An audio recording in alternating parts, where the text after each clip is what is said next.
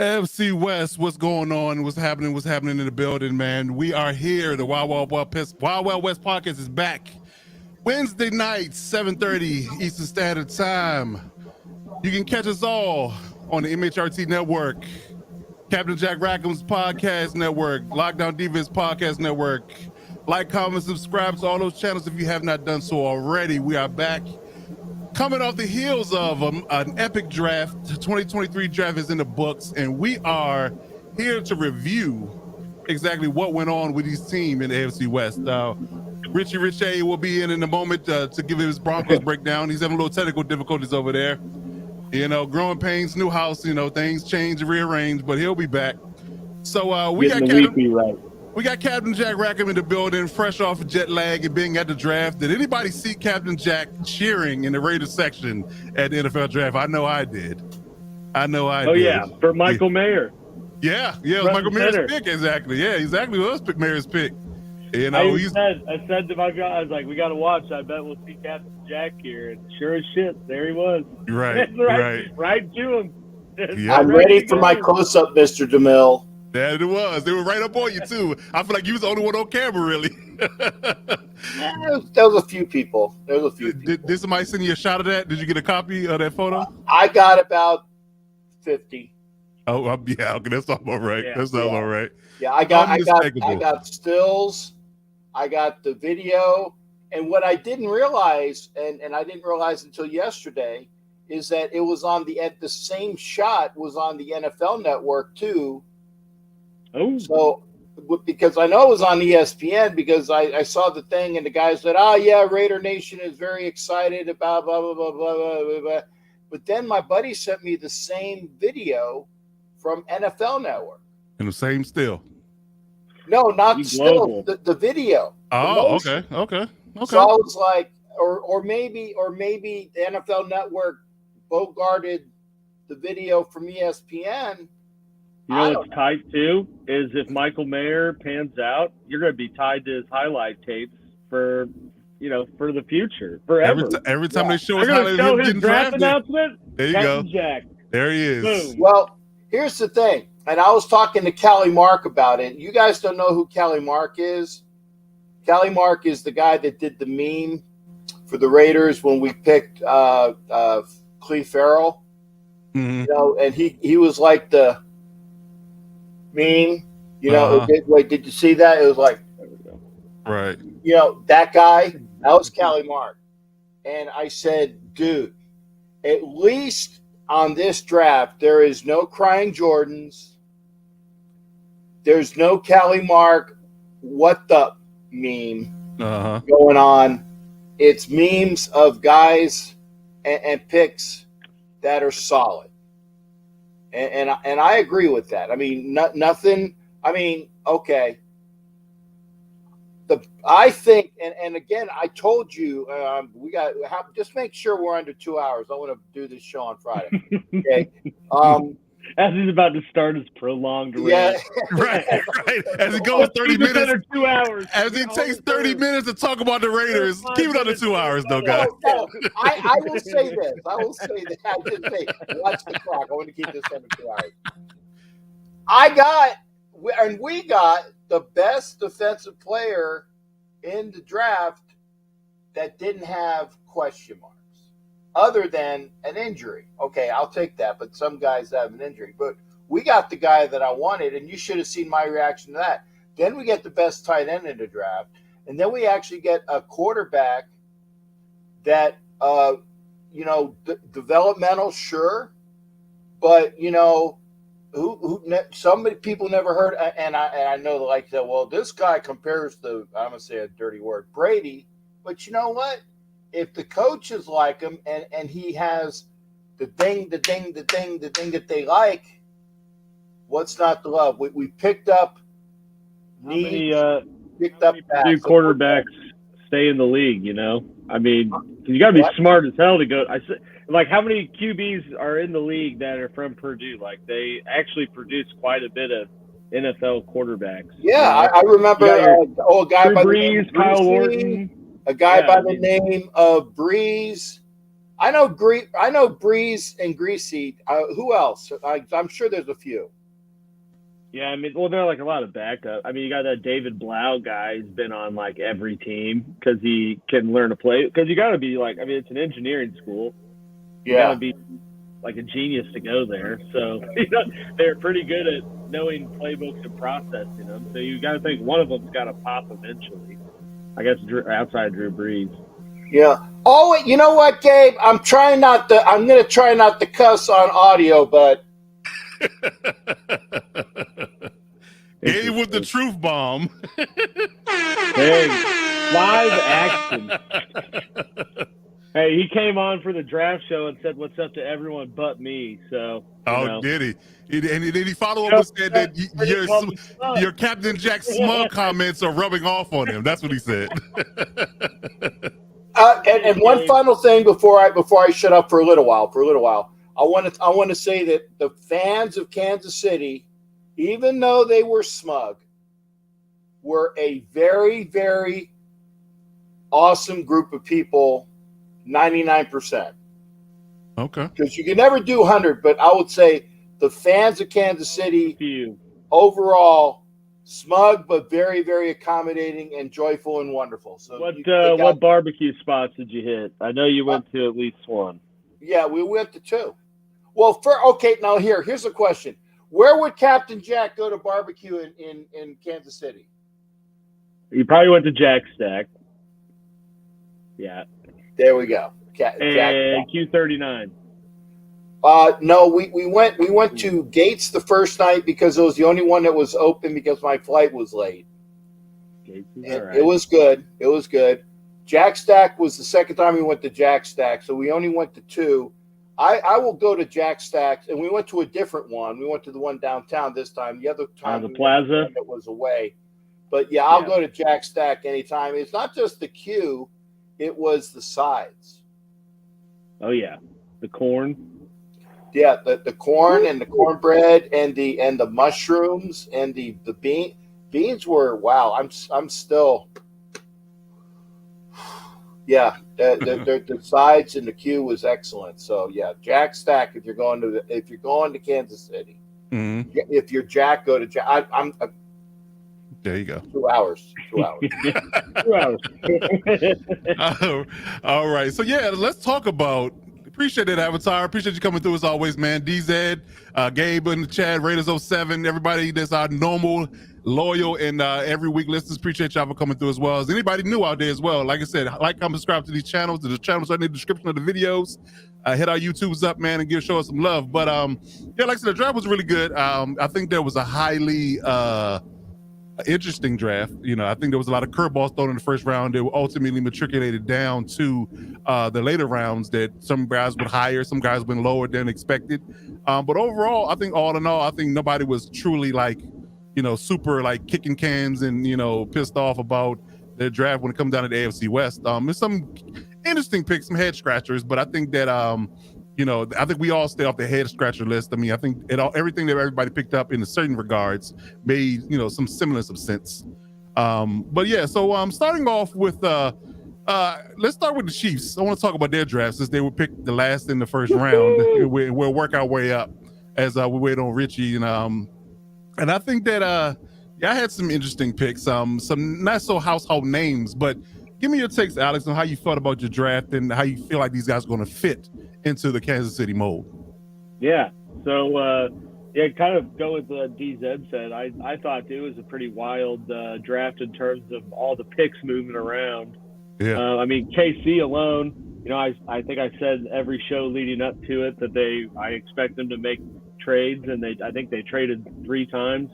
Mm-hmm. And did move up to get their guys. Didn't do that in the first round, but It kind of, I think, played out nicely for, Felix in DK Uzoma, the guy they drafted, to take him. He's a KC guy. So to take the, hometown kid with the last pick of the first round to close it out, kind of played out well in terms of the storybook finish for, round one in KC. In terms of the pick, I mean, that's who I picked in the mock. If they didn't move up or anything like that. So, I think he fits in pretty well, and he's 6'5", 255, so fits the Spags mold. He's right on the edge though. Yeah. But he comes in, he's only 21, he's a 3-year starter at Kansas State, I think third all time at Kansas State in sacks. I think he's had like 22 or something.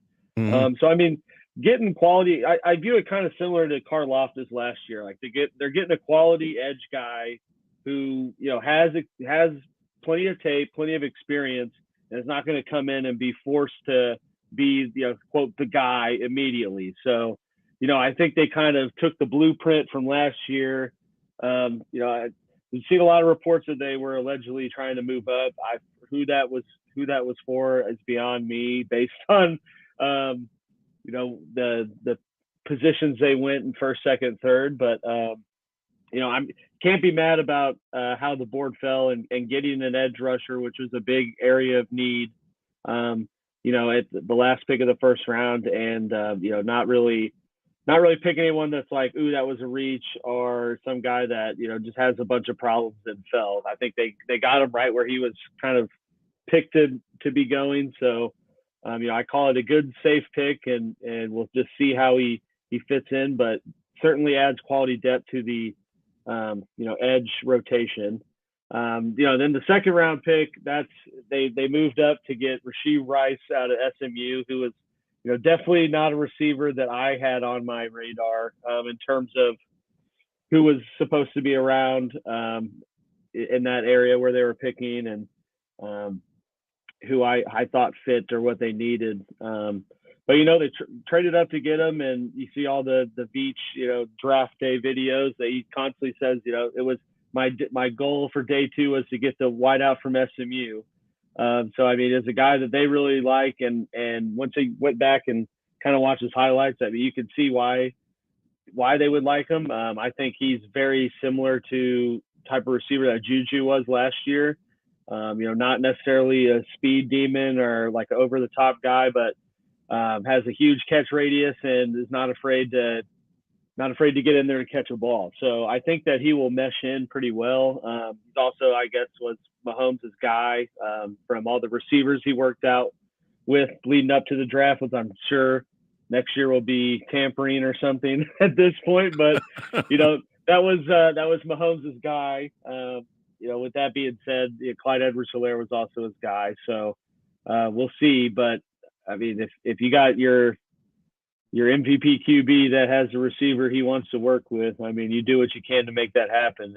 And I think given the receivers that fell in the first round and 4 going straight and kind of being out of the running for any of those, I think they kind of went back to the board and, went with the guy that they valued more over that second tier, which I'm fine with, because I mean, it's a crapshoot with drafting any of them. So at the end of the day, I think Brett Veach explained in his press conference, like you got to trust your board and where your scouts rank people. So, up to this point, he hasn't been too wrong on his later day picks. So I'm not gonna talk about anything being a bad pick or act like I know more than him, because he's certainly built championship rosters in the draft he's done. So I'm pleased with it, and I think that he'll fit in well and kind of add a different piece to the receiving group.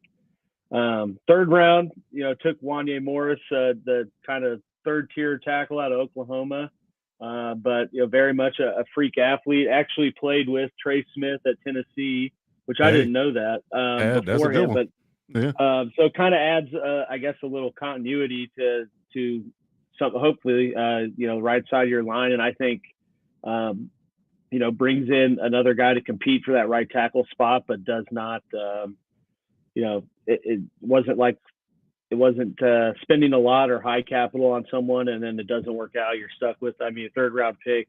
They did trade up with Cincinnati, ironically, to get there. But, you know, at the end of the day, you can't really be too mad at the first 3 rounds, given the, you know, the biggest areas of need and not really overpaying to trade up for anyone.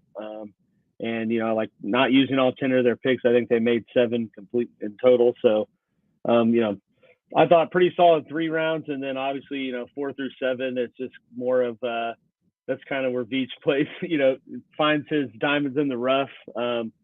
I know Coach took a guy in the 4th round that you were pretty high on, and Connor from Virginia Tech. To be honest, I didn't really watch too much of him. But once all these picks happen, you go look at YouTube, and I mean, dude can play. I told you. So you know, you know, the thing I really like when you look at all the kind of draft profiles on the guys that Casey took, you know, 4 through 7. All have like a lot of special teams experience and, you know, had a lot of film playing special teams. So I thought that was good to kind of see that. You saw a trend that was kind of what they were valuing as well with these later picks and finding younger guys that can kind of maybe work in that way and potentially bring in some more upside. So, I mean, pretty excited about Connor and just, you know, watching his tape and then looking at his stats. I mean, he was pretty, I think he had like 5 forced fumbles or something like in his career. Like he lays the wood. Yeah, he does. And then right after that, you know, 5th round, they took this B.J. Thompson, outside linebacker out of Stephen F. Austin, who actually he started at Baylor and transferred, but you know, he's definitely like a developmental edge guy. B.J. You know, Thomas sang "Raindrops Keep Falling on My Head." He's really old, man. If they drafted him, let me see, he was probably 30 in 1970. B.J. Thompson? What are we talking about here? No, you said B.J. Thomas, right? Raindrops keep falling on my head. Oh, Lord, Cap. Yeah, that's exactly what I thought of. Yeah. Yeah, there you go. He's pretty old. He was available, and whatever round you got him, good for him. No more before Christ talks, there, Cap. If that happened before the birth of Christ, we're not talking about it. Raindrops, yeah. I did not know who sang that song. Me neither. Yeah, that's one thing about Cap, though. I give Cap credit. If you need to phone a friend about an interesting fact that you don't know, call him first. Yeah, I give him credit for that. Some obscure 1960s music knowledge. There you go. Call Cap. 70s, man. Give me some credit, man. Come on. I was going to say 50s. I mean, you want to read back to Raindrops Falling Overhead. How long ago did that song? Well, I know some 50s because of my mom's record, but I digress. He knows the old sock hops back in the day. There you go. How about the Everly Brothers singing, and now it's Bird Dog by the Everly Brothers. Hey, Bird Dog, get away from my chick. Hey, Bird Dog, better get away quick. You know, there you go. And none of us know what that is but you. Bird is the word. There you go. You're muted, Rich. Rich, I think you're muted. But yeah, I mean, I think overall, man, I think it's funny too that everybody on this panel's team got a sleeper that I was eyeing. I did a 4-week series on sleepers on my podcast, and everybody got at least one. Ironically, the Chargers I think took 2 out of the sleepers that I underscored, and Connor was one of them. So I mean, they watched you. Huh? Well, they watched you, right? So they watched your series and they just picked based off of if they're smart, they would and they should, and they're probably sitting there looking at their board and they're like, "What does Coach think? What does Coach think?" Stephen say, and they're like, "Yep, sign him, sign him up." The Broncos went back to back. Actually, Rich, I had Roddy Moss and Drew Sanders as sleepers, and y'all picked both of them up. So I'm proud of you for that pick. Those 2 picks, but yeah, I think Connor's gonna be a good guy for you. Like I said, he's a willing tackler. He's fast, physical. You know, to the point. You know, like I said, that's what you need in your secondary. Special teams in secondary, he's gonna be that for you. And like I said, I think he's gonna be a player, and I'm almost positive he's gonna make the roster. Oh yeah, like I mean, he pretty much Shamari Connor out of Virginia Tech. B. Jamari Connor. Yeah. Jamari. Kansas City's fourth-round pick. Their fourth-round pick. Oh, okay. Oh, sorry for the Chiefs. It's like I don't know who you're talking about. He wasn't in the wrong. Not the Broncos. Not the Broncos. They picked up Sarah You're absolutely Connor. right. You're absolutely right. It's not Sarah Connor. Sarah Connor. She's a badass. Yeah, she is, but she didn't get drafted. Yeah. Yeah, but overall, like I say, I think from a grade perspective, what would you give your team, Alex, from a grade perspective, draft grade?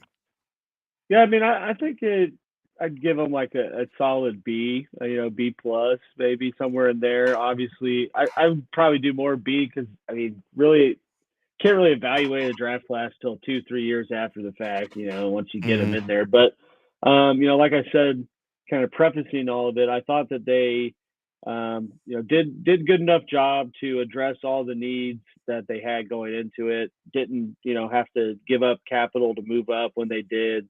And kind of just let the board fall to them in a lot of this, especially the first round and hit, hit every area that was out there that they needed to. So I see what you did there. I see what you did there, Jack. I like it. I see what you did there. But yeah, that's a solid grade though. That's a solid grade. I think that it's a solid grade. It's a good fair grade because I believe that this particular draft, even though, like I said, they weren't sexy picks, but they were picks of need, and they were value picks for a position that you were trying to fill on your roster. So for that space in that regard, at least you were smart enough to go after things that you need versus just picking in the wind and hoping something sticks, right? Just throwing stuff against the wall and hoping it sticks, right? That's what some teams did in this draft, and I just got to scratch my head like, are you just out here? Like, who's your scouting department? Like, can we talk to them? I need to know what their thought process was. I mean, you had some teams out here had 12 picks, Rams, and you couldn't ask me what their thought process was when they drafted. I don't understand it. I don't think they knew. They're just exactly. Like, Somebody said to me, he said, they're not used to picking, so that's why they pick so bad. Like, they usually they don't have these draft picks usually, so they didn't know what to do with themselves. But dude, even the Lions, they went with the dartboard method. The dartboard method. Just throw it in the board and see if it sticks, and if it does, they draft them. Okay. No, they literally stood at the back of the room. They took a dart and they said, "Wherever this lands, that's who we're getting." And okay, and that's how they did it. I really have no idea. Probably just got like a little, draft board, a magnetic one. They probably just pull a name out of the hat, throw it on. Right, and if it lands, that's him. That's him. Turn the card in. Our guy. Turn the card in. Next Pro Bowler. Barry Sanders. Right. How'd that get in there? Right. Lawrence Taylor. What is this? Do it. Right. Bring him back. Get in the hot tub time machine. Go get Taylor. There you go. There you go. So, Cap, if you can go down your draft board here fairly quickly, as you underscored earlier, trying to keep this under 2 hours, and tell us exactly how you feel about your hot button picks, if nothing else. You did have a lot of picks. Some were definitely picks of need and value. Right. One more for Gabe. There you go. Okay. One more for Gabe. Gabe, the guy was already picked. Okay. So. Wait. This is a visual. Get up to the screen. Oh, Jesus. I don't even know what Gabe said. Gabe I said that he was the best defensive player. He was the best defensive player, and he was. That was not already picked. Okay? Oh, I got Use your effing head, Gabe. That's what a 17-year-old smartass does for you. Jesus, Cap. He's just a boy. Child abuse. He's just a boy. Child abuse. No, that was not child abuse. That was the get off my lawn moment. Oh yeah, that's a good one, Rich. You can't pick a player that's already picked unless you do a draft with us. Okay? Old man yelling at clouds. You can't pick a player that's already been picked unless you do like a mock with us. It doesn't work that way, Gabe. Okay? It doesn't work that way. To be fair, your statement was a broad. Rocking chair on a front porch with a shotgun, get off my front lawn moment. There you go. To be fair here, I do think that you have definitely narrowed your statement from when it was first said to now. He did. He did. But we digress. We don't want to take too much of your time. We have 2 hours. You, sir. Common sense in 2 hours. Okay. He was. That's all you want. That's all you want. Common sense in 2 hours. 2 hours. Okay. Point being is that when the guy was there, and I was on the inside of the rope, but wasn't up into the front section yet, and I said, if the name is not Carter or Wilson that gets turned in, I'm going to throw something at the big screen that's in front of me. Okay. Oh. But here's the thing, and I'll go through it because I had to get the list. Tyree Wilson, right? Mm-hmm. Excellent pick. Edge. The only problem with Tyree is that he has a plantar fasciitis injury. Hopefully that won't be something that, you got to try to trust the doctors. But he was the best defensive player at the time that the Raiders took. Easy pick. And you throw him on the other side of Max Crosby. You picked him in your mock too. It gives a burr. It gives a burr to Chandler Jones, who maybe he'll get off the milk carton more. So now we got a rotation of all of those guys in there. And he can go inside as well because he picked up the commissioner. I wish he would have body slammed the mofo, but that's beside the point. Tyree Wilson at 7. The pick that Michael Mayer, did anybody get excited for that pick on TV? I don't know.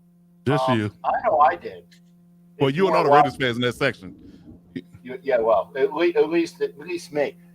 Michael Mayer out of Notre Dame, same numbers, same attributes as some Hall of Famer by the name of Dave Casper. I'm not saying that he is Dave Casper, but they did call him Baby Gronk. And the other thing is that he was the best tight end in the draft, bar none. So there you go, Gabe. Look it up. Best tight end in the draft, and we got him with the second round. And the funny thing is that there was talk that the Raiders were, and I read this, I said, I can't believe it. The Chiefs. The Raiders were talking with the Chiefs for 31. Yeah. And the Chiefs wanted too much. So, Alex, I got to do that to you as well. Because, again, they wanted too many picks at 31 because we were targeting Mayer, right? Well, the way the board fell, we didn't have to go up in the 31 to get the guy we want. Just a little, it was a little one. It was all the way back here. It wasn't a big right up in the screen. Okay. Hey, There you go. But we tried.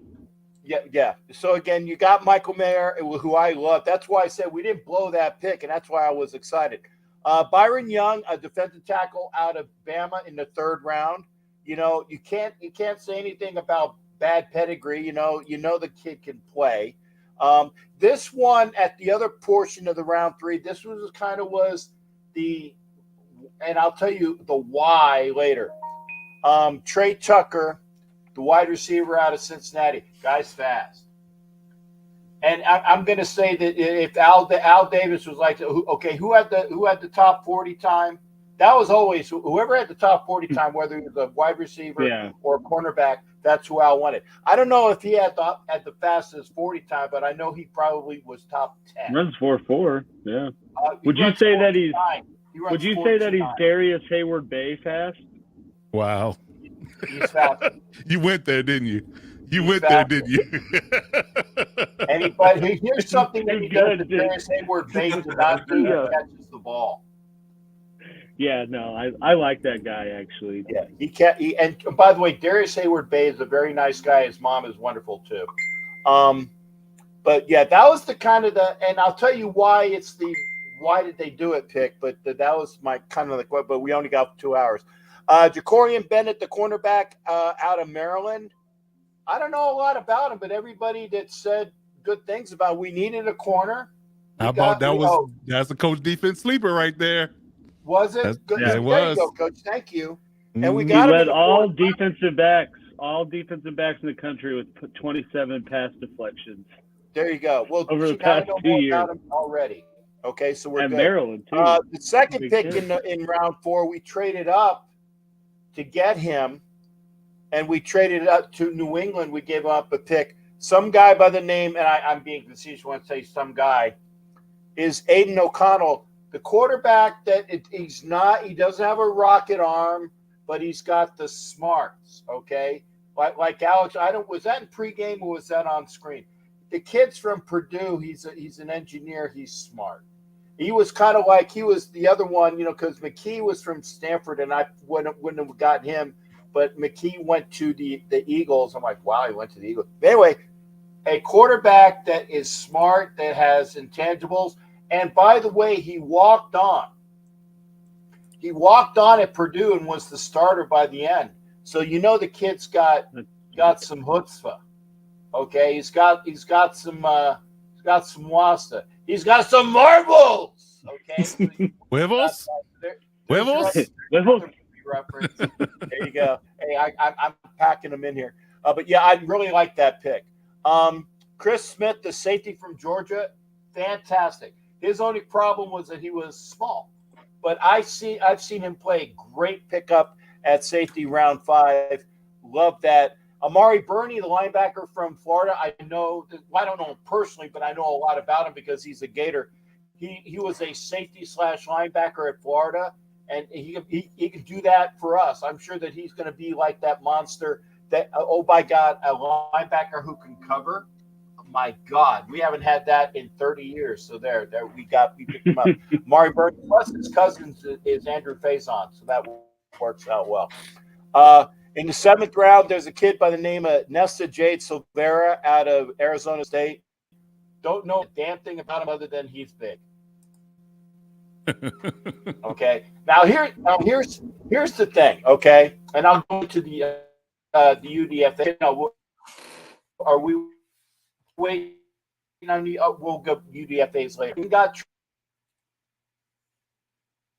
Mm-hmm. That me? Is that me? Yeah. Am I? Yeah, you're buffering there, bud. Is that me? Yeah, that's you.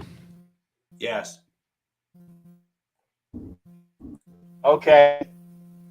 We didn't draft any offensive linemen, but we picked up 2 huge dudes in UDA. Okay. So that was my only question. Okay, is we didn't get an offensive line in the draft, but we did pick some up. Okay.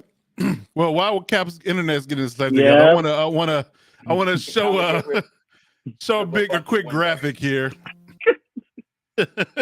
So Cap was right, and he did pick Tyree Wilson in his first pick of his mock draft. Yeah, not much of a hit outside of that. Definitely went different directions when it comes down to the real draft. But yeah. So between the Chiefs and the Raiders, the Chiefs, Raiders got 1 pick, right? One. Yeah. I'm thinking of the Bolt Bros one is when I picked Felix. That's what it was. I think that's what it was. Yeah, we did so many mock drafts, they kind of run together, right? Dude, didn't Day One go like 4th round too? He did. What an idiot. Yeah, we definitely dropped. Yeah. There you go. Yeah, but I think Wally Morris, like I said, I think he's gonna be a really good player though. I think he's gonna be really good. Oh yeah, I think he can compete for that right tackle spot. I think he can. But Coburn, Chiefs took Coburn. Yeah, that they did. All right, he's back. All right, so I'll just give you props, Cap, for your first round pick in the mock draft that you did get right. So I just wanted to show the chat and show the screen. He got some crazy value with Jack Campbell too, because what did he go like 12? He did go 12. Yeah, the Lions picked him up super early. Yeah, super early. Eli Ricks didn't even get drafted. He got picked up as a UDFA. That's wild. Yep. And I think Voorhees went to the 7th round to the Ravens. And look here, dude didn't get drafted, right? Their PFF's grading him a B if you got him in the 4th round. Like, right, exactly. It shows what they know. Right. or show what coaches know, because clearly nobody picked him up and he might be a star. Alex, we both liked Ojomo. Yeah. And guess who got him? I think he's going to be a spectacular NFL player. He was drafted in the later part of the 7th round as effectively a throwaway pick to say, we want him as a priority guy instead of a UDFA by the Eagles. Yep. And PFF here says, you draft him in the 4th, that's an A+. Mm-hmm. Yeah. Yep. Right? I mean... Yeah, even like the Coburn. I think the Chiefs took Coburn in the 6th round. Yeah, 6th round, 194. Yep. Now, Now, They don't know anything. They don't know. Now, Alex, in PFF's defense, what will be very interesting is if Ojomo does have a great career and goes on to kill it at the NFL level, I would argue that PFF got the draft grade correct, right? Because that would mean drafting a guy in the 4th round who has a very successful NFL career. I mean, he was then worth at that point a 4th round pick. Just you were able to get him in the 7th. Mm-hmm. Or, I mean, heck, at that point there, he's probably worth a 1st round pick because so many other picks kind of burn out and fail, right? So, I think time will tell, as you said earlier in the podcast, Alex. 2-3 years down the road, where do these guys land? Good question. Right? Good question. Where do they land? Where are they at? How many guys are starters? How many guys are flamed out of the league? How many guys are, rotational guys at best? Only time will tell. We'll wait and see. Indeed. So, Cap, as you wrap up your breakdown, what do you give your draft board a grade? Am I back? Is it better? Am I still good. lagging? Are you good? No, you're good. Yeah, I literally got rid of about 12 windows. Okay. There you go. Hey, by the way, Gabe, look at it, baby. There you go. American Spring Football League. There you go, Gabe. So there's another. That's just for you as well. I'm sorry. I love you, Gabe, but you know what? The middle finger's your brother. Go ahead. So, what do you give your draft of grade? What your drafting of your team this past draft? What do you give them a grade as far as what the Raiders did in the draft? I'm not going to give it an A because, like Alex said, it takes a couple years for the thing. But I would say I solid B plus. Again, I'm not gonna get all conceited and say that we had a wonderful draft, and if these guys pan out, you can't give it less than a B plus. Okay, that's fair. That is fair. Yeah, that's fair. That's fair. All right, Rich A. Let's talk about these Broncos here and how they were all on my sleeper board early on in the second. Did y'all move up in the late second to get the last pick in the second round? I thought I saw that. Yeah, we did. So we had back-to-back. We had back-to-back picks in the 3rd. We took the 2nd pick in the 3rd, traded it along with another pick to go up to the 2nd. And then we ended up packaging a pick going down in the later rounds, picking up a tight end and drafting down. And we did like a whole draft swap thing. So we went into the draft with 5 picks. We drafted 5 guys, but we traded 3 times. Okay. Yeah, a lot of willing and dealing there. Oh, yeah. A lot of willing draft and dealing. Day. A full draft day experience right there. Oh, yeah, for sure. And we saw Sean Payton hitting a bomb. So, Did we really? I missed that. You ain't seen this video? It's all over Twitter, man. You gotta show me that one, Alex. P just ripping. Oh, you gotta show me that one, Alex. I gotta see that one. Let me find this. So, I guess I'll kick off. I'm gonna go through the list and then I'll kind of give a quick little small blurb on each of the guys. I'm just gonna list them off. Okay. 2nd round pick was Marvin Mims Jr., wide receiver of Oklahoma. Yes, sir. Round 3, pick 67, which is our original pick in the 3rd round, the earliest pick. We were 67, 68 originally. We drafted Drew Sanders, linebacker of Arkansas. Yes, coach defense sleeper. Yeah. Round 3, pick 83 was Riley Moss, defensive back from Iowa. Yes. They list him as defensive back, but he's projecting to be a cornerback at the NFL level. Oh, he's definitely a corner. Yeah. Well, I'm just saying, all these draft boards had him as a DB. He's a cornerback. Let's just call it a duck. And then we have round 6, pick 183, J.L. Skinner, safety of Boise State. And round 7, pick 257, Alex Forsyth, center from Oregon. So that's the entirety of the Broncos draft picks. I'm going to give my grade early to let the chat try to rake me over the coals and say, how dare I be so critical. I actually like our draft a lot. I think we drafted some really good guys, and I think that they're actually going to work out very well for our team. However, I am going to draft the grade. My draft grade is based on what I believe our team was deficient in. And you need to go into the draft to draft core and key positions, and you need to maneuver the draft accordingly in order to make sure that you do the best for your team as quickly as possible to make yourself better. With that in mind, my draft grade for the Broncos is a C-. Wow. And yeah.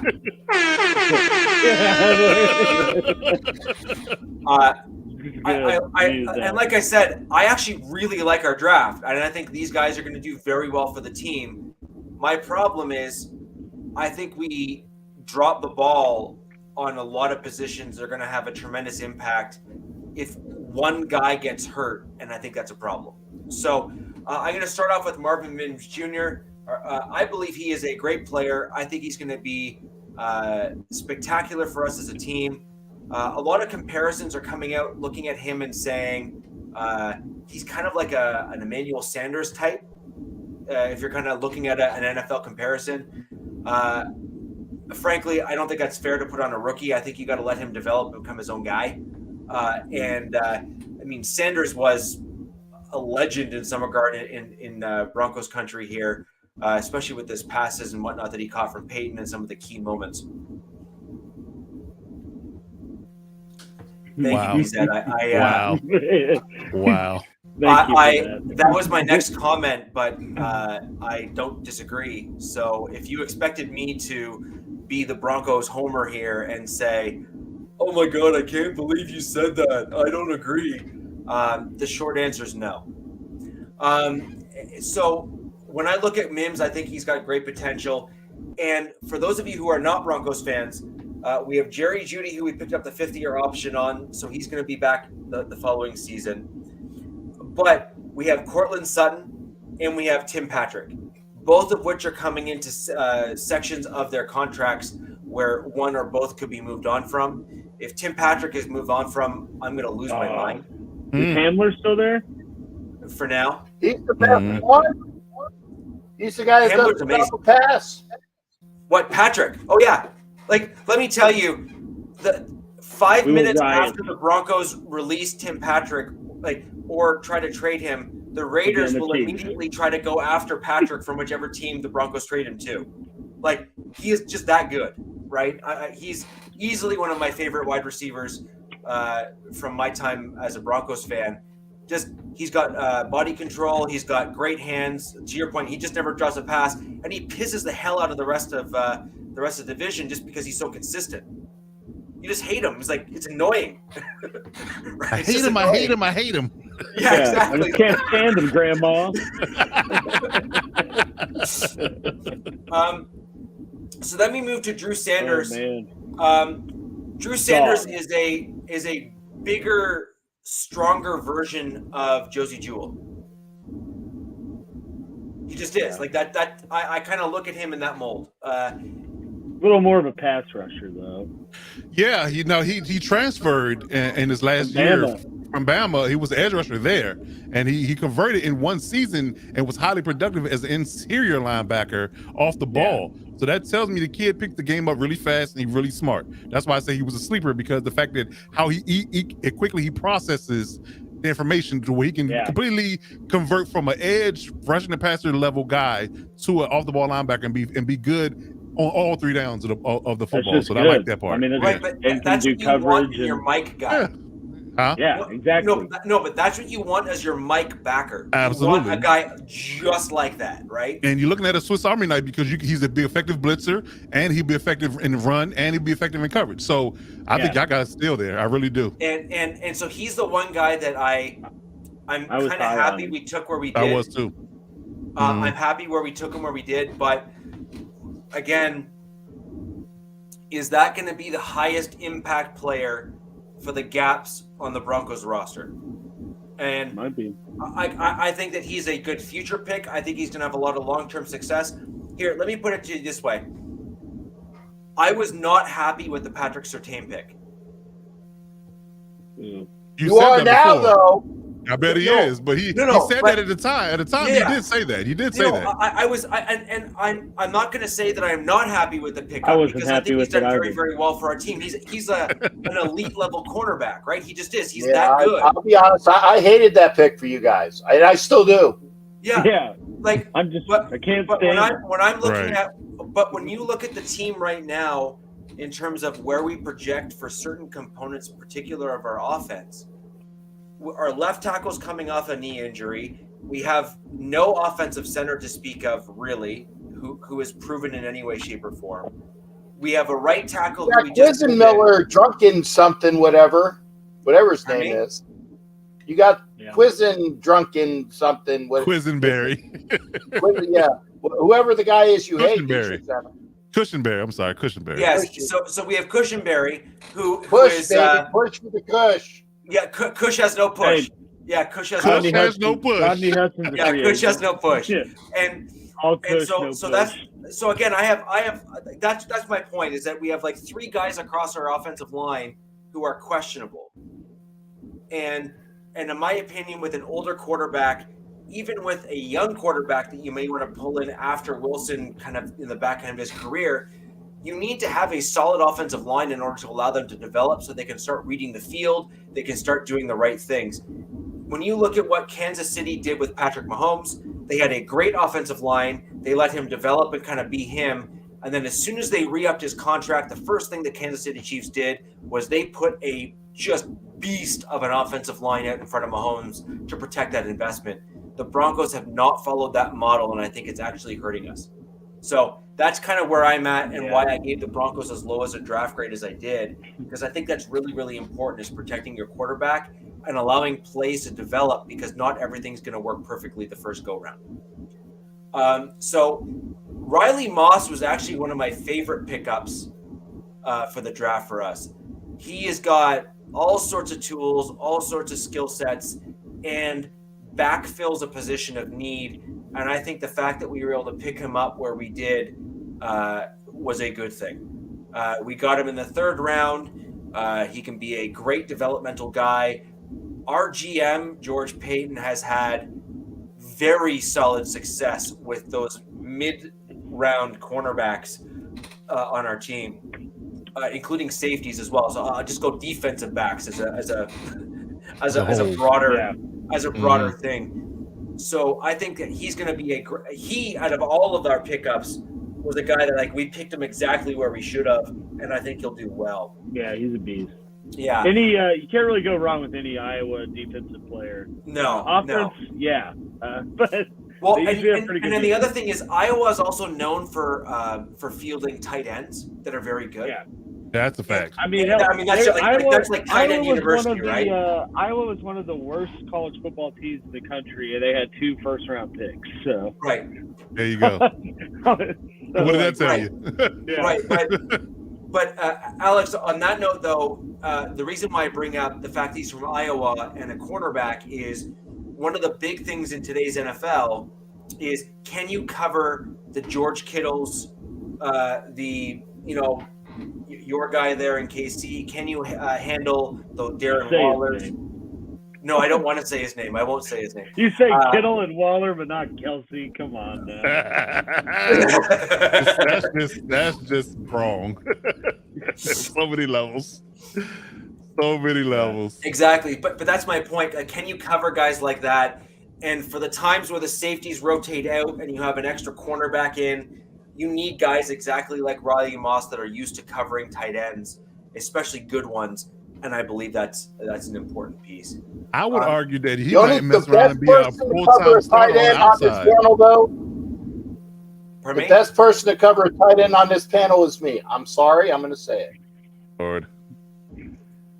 Knew it. Well, see, Captain, the problem with that is police are often called after that. Right. No, what's the aftermath? No. My You name must have is not consent. What is the aftermath? What is the fallout? Yeah. My name is not Mahomes Kiki brother, Oh whatever. boy! What I say, Alex? What I tell you? Here we go. What I tell you? Hey, he set me up. He set me up. He set me That up. I had train to is take never late. That train is never late. Always on time. Sponsored by KY. Lord have mercy. Lord have mercy. Here we go. Oh man, see, I missed it last week. See, he was on travel. This week is watermelon passion. Warming sensation. I'm gonna have to start looking. I'll see what they got, and I'll get some of the flavors or whatever. Hey, that's have a whole I set mean, hell, laid everyone out. else, everyone else always does post and stuff with something in the background. You know, we can just have big tubes of KY going. Right. So another one is JL Skinner, who I think is going to be an interesting prospect for us. We've typically had good, pretty solid success actually in mid-late round defensive backs, as I kind of said with Riley Moss. I'm very intrigued to see how Skinner works out. Safety on the roster, PJ Locke has actually done pretty well for us. Alex, your point, what do they look like after year 3? Well, PJ Locke in year 3 looked great. Yeah, like he was legit as a player for us, and I really liked how he developed as a player. JL Skinner, I think, is going to have that type of trajectory, although I do think he's a bit better than PJ Locke coming out of college. So I think that there's the potential that his growth can accelerate at a faster pace where he can potentially pop in year 2 as opposed to year 3. You know what I envision with JL Skinner, Rich? I envision a third down off the ball linebacker for him. I mean, we're talking 6'4", 220 pounds. I think him in that around that 10 to 15 yard. Right. In that 0 to 15 yard range off the ball, off the line of scrimmage, that guy. There's a guy that's coming down and causing havoc in the middle of the field. I envision something like that for him. It's interesting you say that because my first gut reaction was, is he going to be a dude that is going to come onto the team and you're just going to randomly see the word safety change to linebacker on the roster? And the Cardinals had a guy some years ago that did that. He was a safety and was a converted linebacker. It's funny you mentioned the Cardinals because guess who our defensive coordinator is? Yeah, Isaiah Simmons, Mark Barron. Mark Barron was one before Mark Barron, actually, because Mark Barron wasn't as successful as the other guy was. But I'm trying to remember his name. I see his face, but I'm trying to remember his name. But he was a safety. He got drafted as a safety and converting to. So, Coach, who's the linebacker? Who's the linebacker that Chicago drafted? The tweener guy. Chicago. They drafted Noah Sewell. I know they drafted Noah Sewell. No. Like a couple years. You're talking about way long ago. I know. Urlacher. No. Urlacher was a safety, though. That's the name. Brian Urlacher was the safety that got converted to linebacker. I'm talking between Urlacher and this draft. There was that tweener guy that they drafted. His name is just. I'm gapping on his name. So you're not talking about Roquan Smith, are you? Yes, I am. Roquan Smith? Okay. Yeah.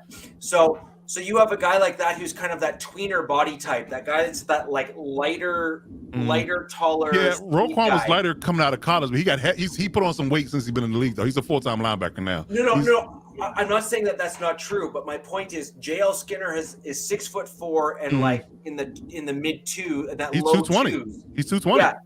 Right, but the thing is, he could be a guy like that because he's got the ball coverage skills of a safety because he's been forced into that role. He could convert into the NFL, put on maybe, say, 10 pounds, play at 230, and still get that ball coverage style skill, right? I'm all for it. I'm all for it.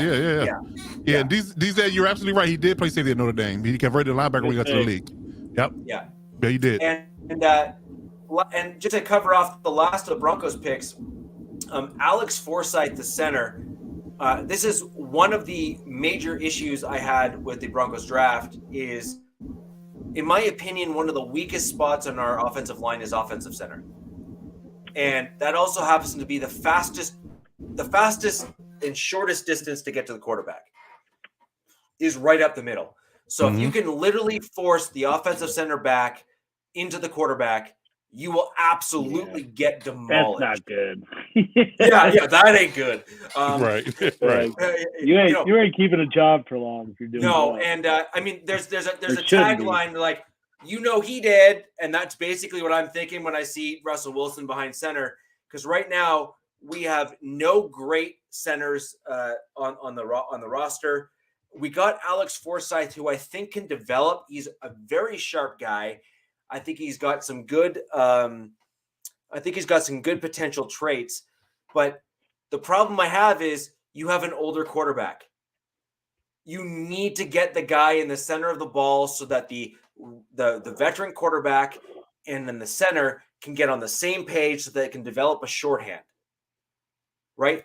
I mean, one of the only positions on the offensive line that's, perhaps as critical as the chemistry between the wide receivers and the quarterback is the center.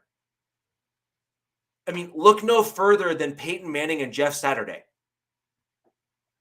Like, those dudes could literally finish each other's sentences, and I'm not exaggerating. Like, So I have a question. So, because you felt the need and the most glaring need was center, would you rather have them going higher for a center in the draft at around the second or third round, or are you still comfortable with the pick they made early on? That's exactly my point. Yeah, you could have got that Tippmann, right? Like for Wisconsin. Yeah, exactly. So my point is, if you're going to trade up into the second, go and get that dude that is that core center prospect, that like a Tippmann or what the heck's the guy's name? He was my secondary offensive lineman. John Michael Schmiz or whatever. Or John Michael Smith, or even Alex Olivia or whatever. From TCU or whatever? Yeah. Abdullah, those three guys were kind of projected to be stellar interior offensive linemen in the draft, and two of them are basically natural offensive centers. Yeah. Well, to be fair, I think 2 or 3 of those guys were already gone at y'all pick. But my point is, if you're going to trade up, go big. Just go big. Trade up with purpose. Got it. Get that spot that is like, we are here in the draft. Roar, we need to do better. Here's how we're going to do it. But I mean, I think they just didn't value those guys that high and didn't want to trade up. Overreach. I mean, I think it's pretty, because I think you can say that too with how the board went. Like, it's pretty obvious there's like 4 or 5 linemen that were ranked higher than everyone else, and then it was just kind of like they were all falling, and teams were just taking them kind of in later rounds when they had a need. And but the point is, here's the Denver Broncos conundrum that we had going into this draft. We didn't pick until the 3rd round. Yeah, which I mean, okay, creates a problem too. Right, we didn't pick until the 3rd round. So then the question is, okay, well, that means you must be pretty darn good, right? Wrong. You had a 5-win team that you put on the field last season. So cut it out. Yeah. Like that. Like, how many wins? 5. Yeah, exactly. 5. Right. So here's my point. When I can fit the number of wins on one hand, you are doing something wrong. Right? And so my point is, as a team like that, you are better off drafting quality over quantity, especially considering you have so few picks in this year's draft. So it is better for you to get guys that cover those holes, fits those needs, do the right things to kind of basically to bring you to the next level, to go from a 5-win team to maybe a 7-win team. I agree, Raiders 07, and that's actually what my concern is that I love our draft, and I think Mims is great, Sanders is great, and Moss is great, and I think Skinner is going to turn into be one heck of a linebacker for us. I agree with that. But the problem is that none of those protect your quarterback that you just threw away all those draft picks for. Hey, Skinner, if Skinner doesn't pan out, he can work at a nuclear power plant for the boss. I tell you, he'll be good. I'm not touching that. I'm not going to do it. Right. Not doing it. So the point I'm making is, what is your goal as a team? Are you wanting to fill out the depth to try to kind of just fill out the depth? Because that's really what the Broncos did in this draft, and I think we did really, really well in that regard. However, it's like a swinging pendulum for me because I feel like I really got really good value in our first 3-4 picks. I really got solid I like quality the first players. 3, honestly. I did. I love the first 3. Great. Like I said, the 2 out of 3 were on my sleeper board, and I had Marvin Mims pegged to maybe we get him in the later rounds, and he snagged him. So I think that they got really good value, but to Richie's point, I agree, is I think that O-line was a glaring need, and they didn't address it at all until the 7th round. That's my point. That is 100% my point. It's rough. It's a rough ask. Like my thing is this: I am a build it through the trenches kind of guy. Yeah. I want my team's offensive line to be a wall, and they need to be monsters, and they need to be angry. Which is interesting too, because that's typically what Peyton's MO was in New Orleans. Like he built that O-line that they have now. We talking was it Ramczyk and who the guys he's with the Dolphins now, but he was there. He drafted him. Armstead. Yeah. Sierra Ruiz. Jari Evans. Jari Evans. I mean, they're angry, right? Yeah. Angry. Like big, beefy, angry, right? Who's the center? Unger? Max Unger. When he traded for Unger was actually a Seattle Seahawk. He traded for Unger, but still, that was a Jimmy Graham deal. But he traded for Unger, but he had solid, stellar O-lines the whole entire time he was in New Orleans for the most part. 100%, and that's why they were even competitive. And so this is I think what so many Broncos fans, part of Broncos country, don't fully understand.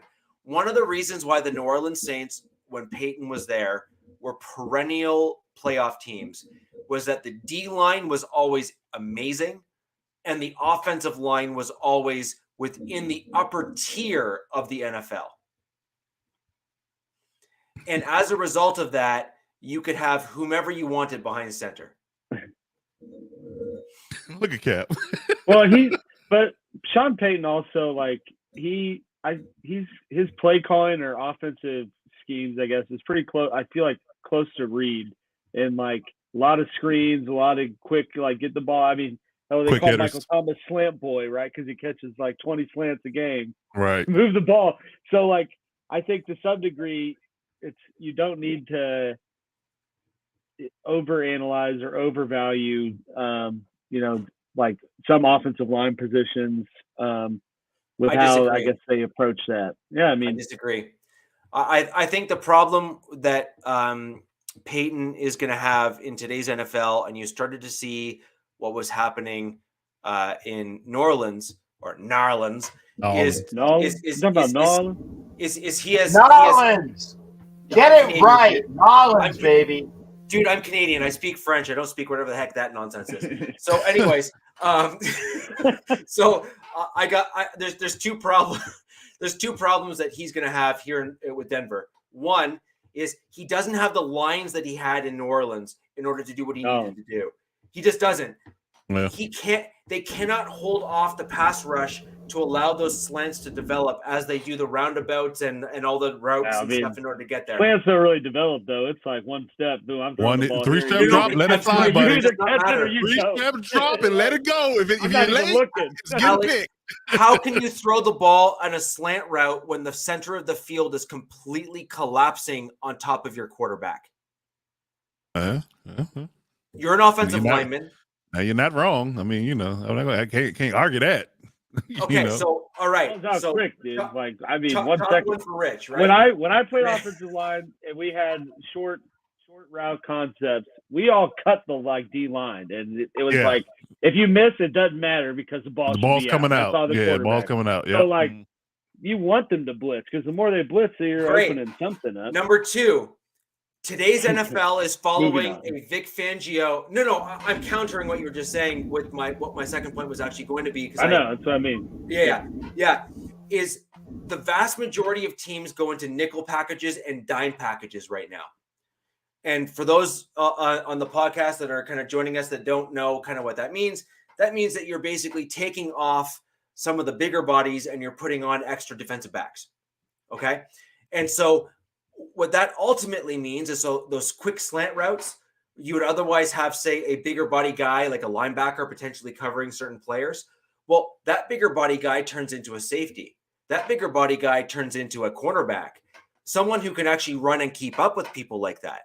And so the problem that you end up with, and again, I'm coupling these two things together because the NFL has changed and you need to adapt with it. Yeah. Right. I mean, coach, as a defensive coordinator and kind of your background, I mean, this is like smile and nod stuff to say like, this is like 100%, right? Oh yeah. Yeah. Oh, yeah. Yeah. And so if you are putting faster, shiftier guys to keep up with wide receivers running slants, and you're putting more safeties or more aggressive guys on the fields that can kind of prevent that type of stuff, on top of having a weak offensive line where the quarterback cannot step up, you're done. I love Raiders 07's avatar, by the way. Oh no, we suck again. Yeah, classic. That's good stuff right there. I love his avatar. Yeah, I mean, overall, man, I think Farmer. What is this? Farmer? What is it? Farmer friend. Farmer friend. There you go. Listen, we one time Cap got to come on stream with the overalls with no shirt. Oh, I'm totally doing that next show. I'm totally doing that next show. I'm totally doing like what overalls, no shirt. Overall no. He's got it on. You got the hat. You got the hat. You look like all you you need is overalls. Jurassic Park right now. Right. Spare no expense. You got the you let her play another day. I shaved my beard a little bit this week, and I'm regretting that immediately because for next show, it would have been better to have like a really long beard. Yeah, I agree. And then the overalls. Yes, I totally agree. I totally agree. So I gotta find them, but I do have Raider overall, and I don't fit them like Farmer Fred. Home is where you make it, Raiders. If I can find them. And if you guys are going to see my nipples, if that can go by the sensors, are they pierced? I will try. Are they pierced? No, I don't pierce my. No, I go after the chicks. Their nipples are pierced. Okay, that's fair. That's fair. Cool if you did it just to have a mutual connection there, right? I'm just saying. No pierced nipples and no Prince Alberts. No, definitely not that. Definitely not that. At least I know what the hell a Prince Albert is. I know what that is. No, I don't have one. I don't. But I'm afraid to ask too. You don't ask. You don't want to know. Oh, you don't know? I don't know. Is this a straight Google? Don't tell him we're going to get banned. Don't tell him we're going to get banned. Jack, Alex, I'll hit you up in private chat. And Jack, apparently you were looking for me. Avatar mentioned that you were trying to track me down yesterday. Feel free to enter whatever you were trying to track me down for in the chat, and we'll sort some stuff out. Okay. But overall, guys, my general consensus is I am a huge fan of the draft. Like, I really am. I'm a huge fan of the draft. Jack, you're hilarious. Oh, you're hilarious. But Jack, you totally said you love boobs. Yeah, you did. You did. But anyways, I'm a huge fan of the Broncos draft. I think we drafted some really good players, some guys that are going to contribute at a pretty high level for us. Mm-hmm. But my approach to the draft, when I look at the NFL draft, is simple. I want guys that can do what we need to do now. I'm on your page now. Yeah. There you go. There you go. I didn't say it. Good job, Cap, and great take, Richie. I applaud you both. So I got everybody's draft grade so far. So if I have this accurate, let me bring this back up here. I have Alex with a B, Cap with a B minus, Richie with a C minus. B plus. B plus. I'm sorry. Okay, B plus. B plus. All right. Let's check in. Let's make sure. That's why I read it off when we posted it. I just want to make sure I read it right. So Richie, you got all your takes in before I talk about the Chargers? The only thing I do want to say is before when this is eventually replayed to me by somebody who is trying to get me in a gotcha moment, look at the positions on the Denver Broncos this season that struggle.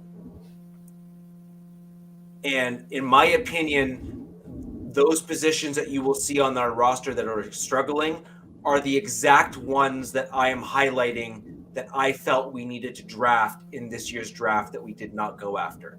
Like that's quite literally my point as to why I graded our draft where I did, and why I'm also saying, but I really love the guys we drafted.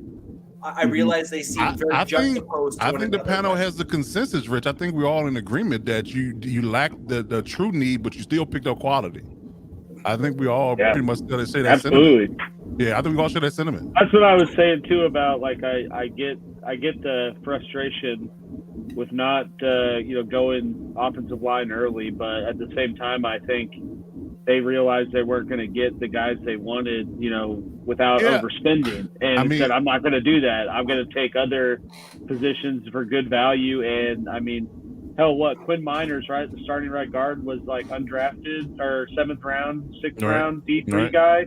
So I mean, you can always find people, and I think with the current makeup of the at least interior of the Broncos line, like I think part of the thinking might be like it's really not going to be any better or worse if we just create competition from free agent guys or undrafted guys, because they can't really be any worse than Cushenberry or anything like that, Yeah. My only exception to this.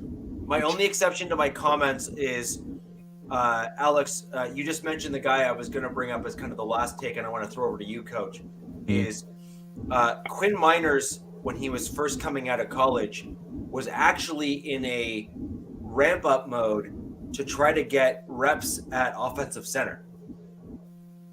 He was trying to make himself versatile across all 3 interior positions, and he was actually coached up to try to get better and take over at the offensive center position.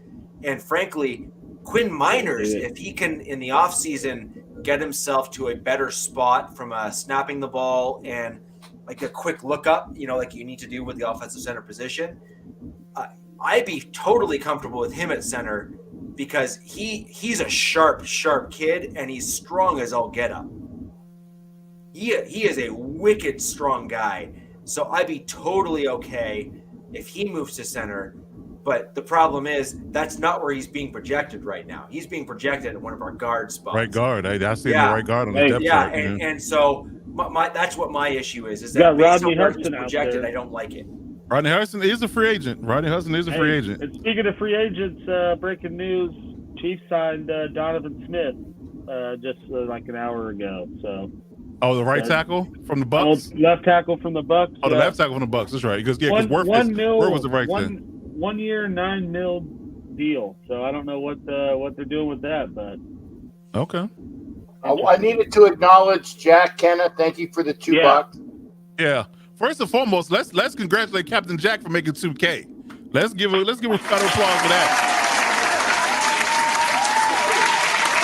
They're calling you Mr. 2K. There it is. Captain Jack 2K. Hey, and again, I was actually, I actually just got enough people say, hey, I got a YouTube show. And I got it. And I want to thank everybody that watches. Yeah, whatever works. I want to thank everybody that actually watches, and hopefully we'll get more. I want MHRT. I want coaches podcast to get up there too. I want Alex to figure out he needs to get a friggin' YouTube channel.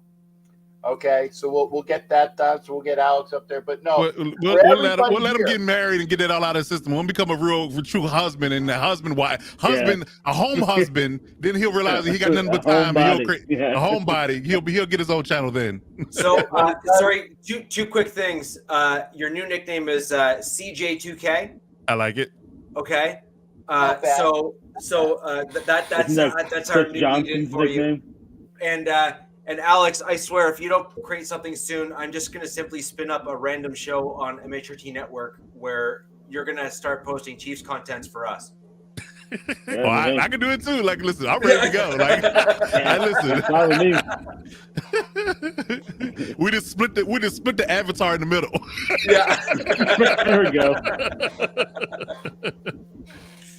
Yes, right. but Coach, yes, Cap, over to please you. please address Jack before we move on. I'll give my take after that because I did want to acknowledge his gift and his question. Right, and again, it's because when you send the money in, I gotta at least acknowledge you, and I appreciate that. I try to acknowledge everybody, but if you're gonna spend $2, or $5 or whatever, I gotta acknowledge you. By the way, I will eventually. I swear that because I got a weekend where hopefully I can actually go through and all the money that they send me. I'm gonna have a prize board pretty soon. Like I said, that box is not gonna empty itself.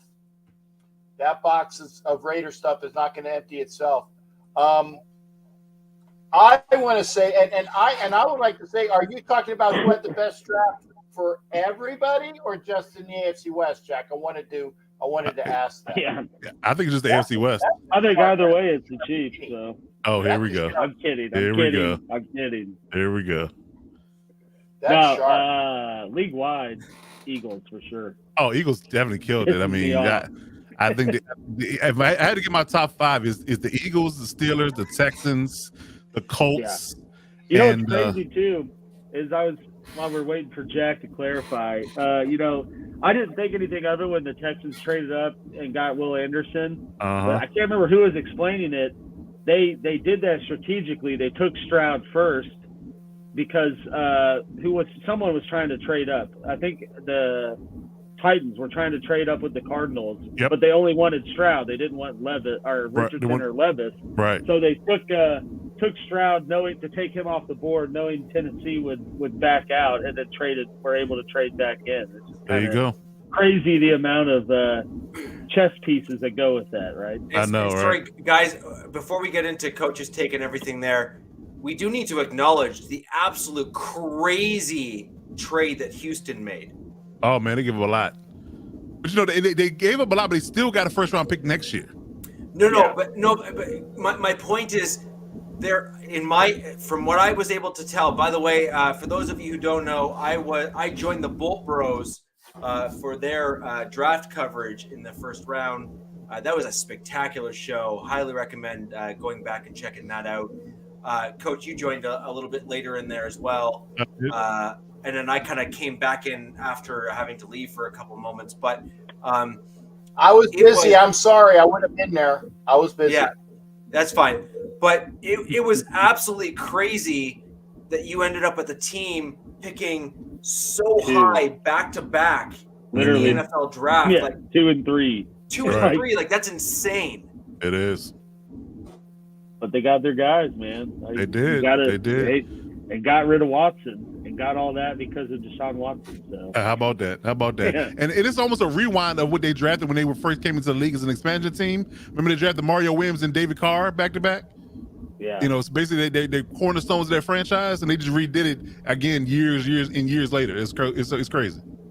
It's crazy. So sorry, Coach. Over to you. Let's go ahead and get the.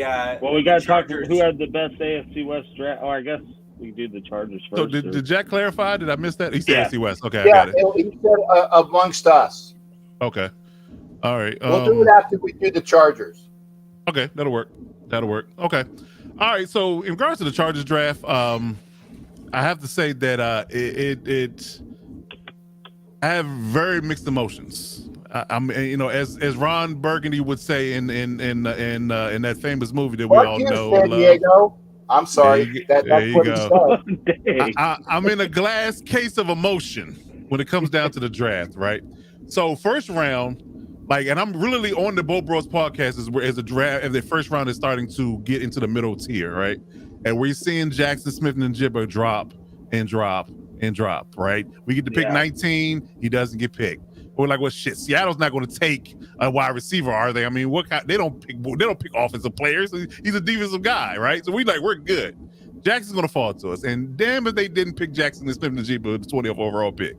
Broke everybody's heart in the chat. You literally just saw it live. Like every Charter fan on the podcast was like throwing papers. Like it was just like it was great. I'm sure you loved it, Rich. You're the only person that liked it. He's the only one that liked it. We were like, "Are you kidding me? Are you kidding me?" So we were like, okay, so Bijan's gone. Kincaid was still out there. That was an option. But if they do our receiver, who would it be? So we're all like, okay, we're gonna get Zay Flowers.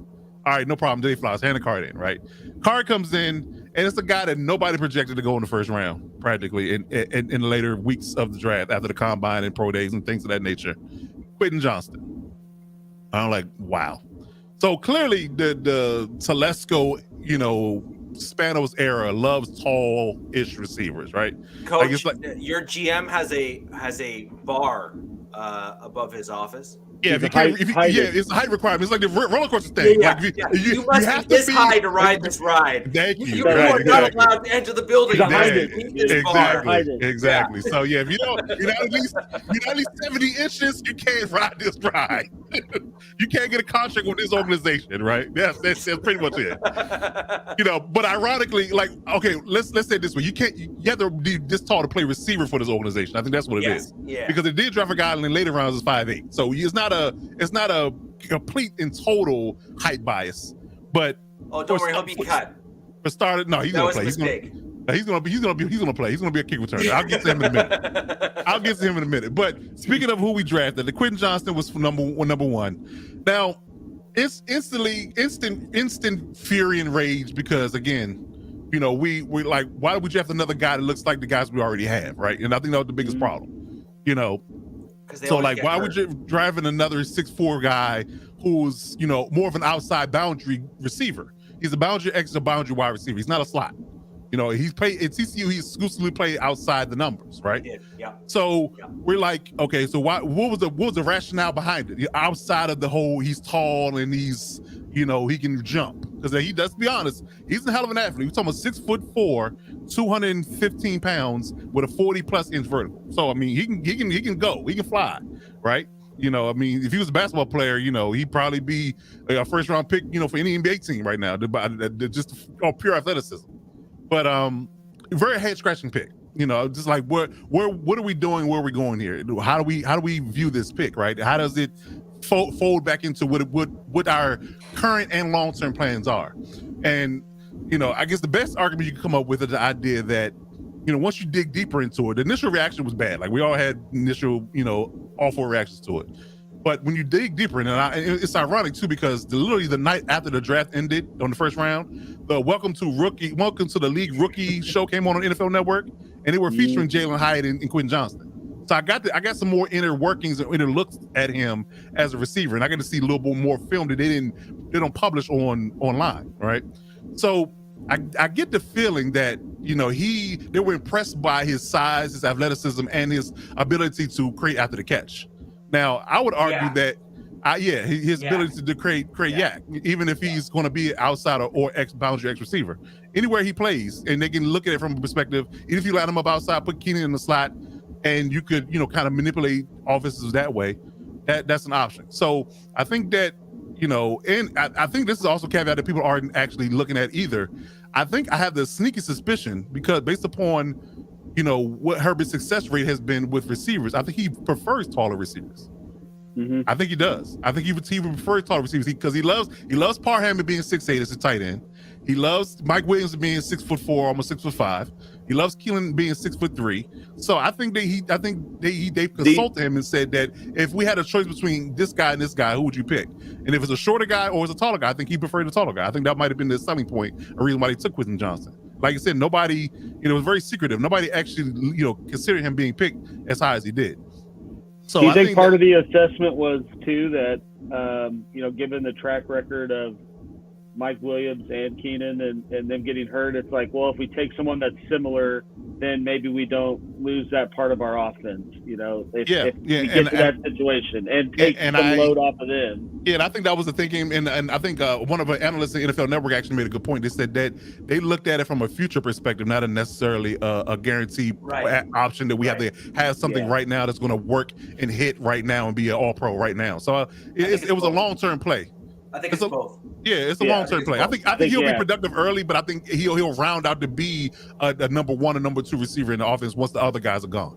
So I think that it was a long-term play, and the fact that you get a guaranteed 4 to 5 years with them, no matter what, you're looking at it from a long-term play versus it being a short-term need. Because again, I still argue that Zay Flowers is the better play there, and he literally went to pick after us, after we picked to the Ravens. So I think that was questionable, but I understand the rationale to a degree. Would I have done it? No, but it's still option that can work. And if you told a GM that you would have a 6'3", 6'2", and 2 6'4.5" receivers as your starting receiving core out, they were like, yes, please. So and again, I think although he's not quick and twitchy, short area quick twitchy, I think he's still straight line fast. So if he can develop into a guy that can catch contested catches in the slot and in that seam area, in that middle third of the field, then I think he can be valuable in that regard as well. Because again, he is a leaper. Question for you. Go ahead. I got a question for you. So this league is all about matchups. Yeah. It 100% is, right? Oh yeah. And the number one thing you have to do to get yourself a guaranteed spot in the playoffs is win the division. Obviously, bottom left corner of the screen has taken that particular crown for a bunch of years past, right? Yeah. So now my question is, okay, with that in mind, how do you think he's going to match up against the DBs in the AFC West? Well, I think he's going to be the Devin Booker of this particular outfit because the Suns have Kevin Durant. So Devin Booker's production has gone through the roof because he's no longer being guarded by the best guy. So if you're going to be able, if you have to pick up your two best guys and line them up against Keenan Allen and Mike Williams every time, the natural mismatch is going to be Quentin Johnston. I think that's the easy answer. R opens up for one of the other two if he's bringing more attention than that. That was exactly my point. Do you think that he can? Do you think he can beat an NFL corner? Oh yeah, absolutely. Yeah. Okay. Absolutely. Again, he has some things to work on. I think he's a natural. I told Alex this earlier on after we drafted. I think that he's not a natural hands catching receiver. That's concerning because people that aren't natural hands catchers have issues with drops in contested situations. When balls get into your body, then you ultimately, end up with balls falling out and hitting the turf because you get hit and the ball falls out. Now Richie did that himself. He's good. He's good. You didn't do it, Cap. We're good. But I did not do that. No, you're good. I did not do that. You're good. Oh, what's this red button at the corner? No. in session. No. No. Yeah, no. I am Groot. No, not that one. I will say though, I did not like Quentin Johnston's draft video. Like when he got the call, I didn't care for how he responded. Didn't seem like he was overly happy. Well, yeah, I don't know. I mean, maybe I don't know what he thought because because people were harping on the idea that he didn't even come to the draft because he didn't think he was going to get picked in the first round. So he'd just rather have a party with his family and figure out when he was going to get drafted versus being at the actual draft and being on stage that night. Because everybody to get picked in the first round, you guaranteed to be on stage. So I don't blame him. I wouldn't go. I don't want to be Will Levis, man. Right. You see, Will was the only person that stayed around because he got drafted in the second. He's the only person that actually came on stage. Time than the QBs drafted. He did. Him and his girlfriend. Got a lot of camera time. I actually can say, and only because this is real stuff. Okay, my buddy Hollywood, who pops in here a lot. He said he was talking to this lady that had sunglasses on, and he got a chance to talk with her and whatnot. And he's saying like, well, why are you wearing sunglasses? And she goes, because I've been crying. And it was Will Levis's mom. Oh wow. Yeah, I mean, a little bit of insight from people that were actually there. And again, I'm glad the kid got drafted. It was it was worse than an Aaron Rodgers type of thing because at least Aaron finally went at 24. Right. But the thing is that, and I asked my friend who was a Kentucky honk. I said, why do you think he dropped? And he said that it was probably that he got blowed up, in proper English. He got blowed up a little bit more, and maybe his games against the SEC, he didn't really perform that well. So, yeah, I mean, there were a lot of question marks for him overall. And I feel like too in any draft, like there's always got to be one other QB that might be first round, so these teams can kind of like smoke and mirrors who they really want, and you know, things like that. So there's always like that one guy that's given a first round grade and probably shouldn't get one, and will go close. And it's almost like it's flipped. So getting back to my take, like you thought Will Levis was going the first round, you think Quentin Johnson wasn't. So it's like Quentin win the first, and then Levis had to be the sacrificial lamb that dropped out. You know, that kind of thing. So, but yeah. So I mean, but overall, like I said, I think the Quentin Johnson pick is actually an interesting pick. Like I said, I think it's a long-term player, and they're going to try to coach him up to the point where he can play the slot more so, and he can kind of mix and match playing X as well as slot. So he can, you know, be a somewhat of a Swiss Army knife when it comes down to his ability to make plays. You know, because I think he's very comfortable on the outside, but if he can learn to play in traffic, I think that he will be an asset to the offense. Now, when it comes down to the second round, now this is ironically enough, this is one of my sleepers, but I didn't see this happening at all either. You know, I had my eyes and I was salivating on my guy from Northwestern, and he didn't go to the fourth round. But they picked up a hometown kid, you know, by the name of Tuli Puiliatu from USC. Say that 3 times fast. You know, tagged as an edge rusher, but his changing Great, of his Coach, body can you say type. it again? No. He trying to say no, or whatever. Tuli Puiliatu. That's something like that. Tua, right? Tuli. I'm calling him Tuli. Pull it up. There you go, Cap. There you go, Cap. I'm gonna ask Cap to say it from now on. Tutu. Oh no, they don't call him Tutu. Tuli. Yeah, that's what I'm gonna call him. But the interesting thing about him is that he was, you know, when you look at him, if you had to put one word on him as far as college is concerned, it's productive. Like he was super productive as edge rusher for USC. Even though that defense wasn't that great, he was the shining moment in that defense in a lot of facets. 13 and a half sacks.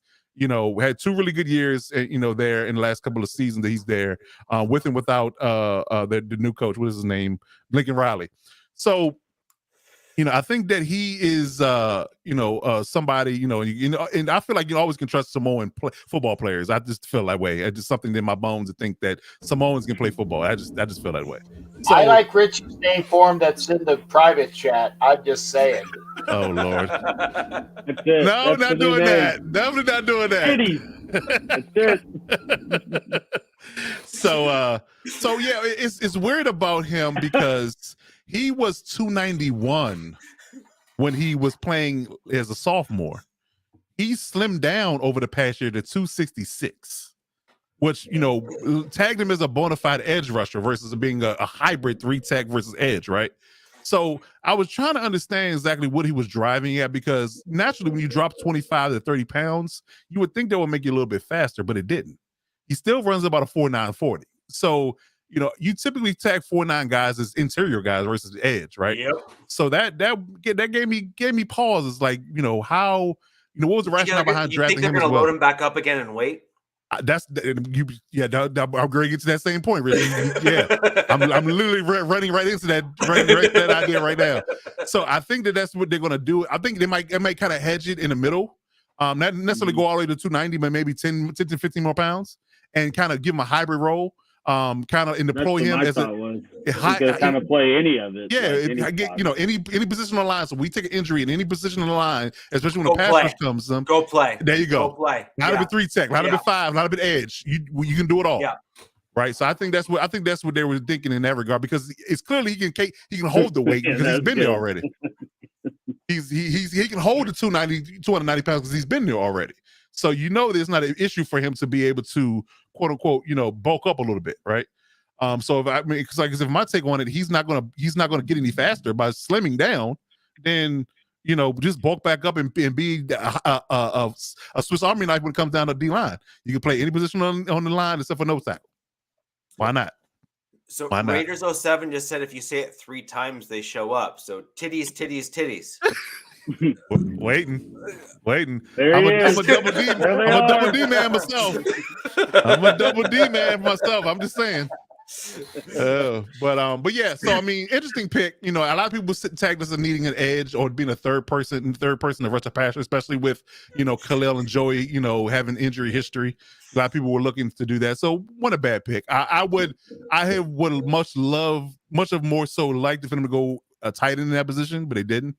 But I'm not upset with the pick at all. I think it's a great value pick. Now, in the third round, they went linebacker, ironically, and this guy was actually rated one in a lot of people's positional mocks. There you go, Cap. Deion Henley, who's actually another hometown kid. I see a crack. Yeah.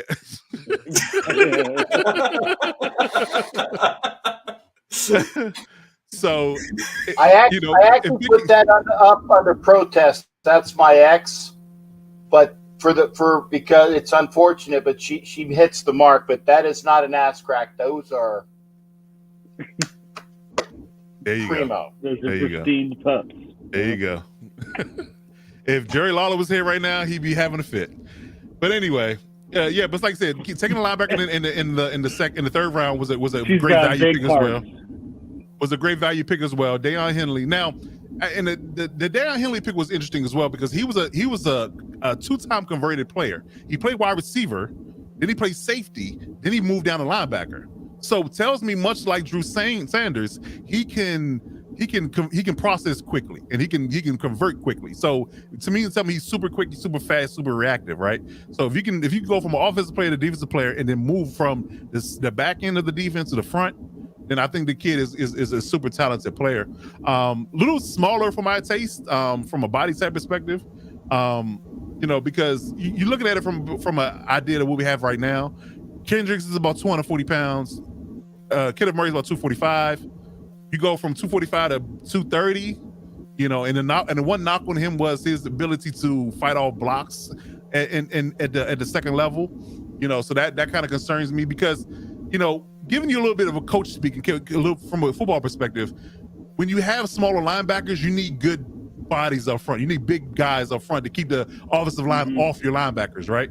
So, and we don't necessarily really have that, and we don't have a Haloti Nada or Kenny Clark, guys that did command double teams and can take up one or two, maybe sometimes three blockers. They make a lot of linebackers that flow downhill, right? So that's if we had a knock on him, I think that's the only thing I would say, because literally Trenton Simpson went behind him, and Trenton Simpson is 6'4", 235, 240. So I think that he might have been a better suited pick, from a prototype perspective, to play inside linebacker for us versus Deion. But that's again, more for upside though. Yeah, I mean, he's a ball. Let's be honest. I mean, literally, the thing I just read said he missed 5 tackles on 97 attempts in 22. I mean, listen, that was his first year at Power 5, transferring right. from Nevada. So that's, right. I mean, that's a lot of crazy upside for a third round pick, man. It is. I mean, like I said, he was rated top in the inside linebacker position. A lot of people's drafts. So I mean, you can't argue it. He had one of the best interviews in the college. Oh, season, it was great. Right? It was great. Ball. It was great. So he's charismatic and he can ball. So if we can find a way to keep the big hog mollies off of him, he'll make a lot of plays for us. I do truly believe that. Sorry, guys, I ran out of beer. That was criminal. Oh, I'm sorry. And then in the fourth round, we got a kick returner who's a teammate of Quentin Johnston and Darius Davis, a legit 5'8", 165-pound, 4.340 guy who was electric in kick returning. So that was a need, and that was a desire of ours by losing DeAndre Carter. So we needed some electricity on from a special team perspective. So they took him in the fourth round. Yet again, I'm still looking for my tight end, and I'm not getting it. But still a pick of need, right? So I'm okay with it. Then in the fifth round, you get Jordan McFadden, who is a lot of people are pegging as being the Jamari Salyer of this draft because they didn't understand him being a 2 to 3 year starter at Clemson at left tackle, why he dropped so far. And if you look at the tape, I think he may have gave up 1 pressure in 3 years, something crazy, some crazy number like that. So we're just dumbfounded why nobody took a flower on him. So they felt like they had to pick him from a depth perspective because again, banged up on the O-line last year. Coach, that's my point with the Broncos, right? So, for example, like, what do you have on your team right now? What positions do you require? Yeah. See, in my opinion, the Chargers kind of just got richer. They had a great team on offensive line. Like, you actually had a great offensive line last year. We do. And I really think that the rest of the AFC West, folks who are still with us right now, click that like button below each of the videos you're watching. Go to our other channels and do the same. It really helps us grow, get more like-minded folks in to see the show. But on that note there, this is exactly my point, Coach, that I was making earlier about the Broncos. I think you guys have done exactly what I was saying the Broncos should have done, which is what positions are critical, what positions are going to protect your investment. Well, how about this? I'll make you a deal. You can have McFadden give us Riley Moss. No. Hey, I tried. Yeah, but my point, for trying. No, but my point here is, Coach, ultimately where you guys recognize that you're about to pay big money for Justin Herbert. Yeah. And the fastest way that you can better your team is to build an offensive line that can develop around him. And if you can get guys that are on cheaper rookie deals that can develop and be pretty incredible guys at their position, that is better for you, so that you don't have to pay your offensive linemen $15-18 million a year, because then that really depletes your salary cap. If you guys can keep younger guys churning through the offensive line that are stellar, then that's better for you. Yeah. Yeah, right? And again, you look at it from a money perspective, because four guys now that we have on O-line that could play are all rookie deals. Right, exactly. We're only paying two guys on the line to actually, decent money. So that's the way to do it. Depth on the offensive line too. You have two deep at several positions that are also rookies at those spots, or at least cheap vet deals type deals as well, which I think is good. Anna, nice of you to join us. Thank you for joining. I'm always a fan of Anna Diaz. She's always been a fan of mine when I'm ever on Captain Jack's show. So Anna, thank you for joining us tonight. Yeah. So like I said, I was looking more for sexy picking, and there was still one guy out there in the fifth round that I wanted, and Zach Kuntz that was still hanging out there that nobody drafted, that they didn't pick up. So then we get to the sixth round, we get a guy by the name of Scott Matlock from Boise State. Now, the wave about Scott Matlock is that outside of his very serious and I'm going to take your soul's demeanor. That's what his interview said when he got drafted. I'm going out here to claim souls, is what he said. But his claim to fame is that he's a former tight end that converted to D lineman. Now, pretty nasty D lineman for 308 pounds, right? Runs a 4.940 at 308, and he plays fullback. He plays fullback and tight end on goal line. So he's caught several passes in his Boise State career. So that's a gadget weapon for Kellen Moore. So I think that was the rationale. It kind of fills a two-pronged need for you. You get a third down or goal line fullback, and you get a tight end, and you get a guy that can help run stop. It's like that. What's his name on the Ricard on the Ravens? Right. Yeah, Ricard. Yep. Same deal. So yeah. So I get the rationale, but again, like I said, I was still thinking more offense and addressing the tight end spot, but they didn't do it.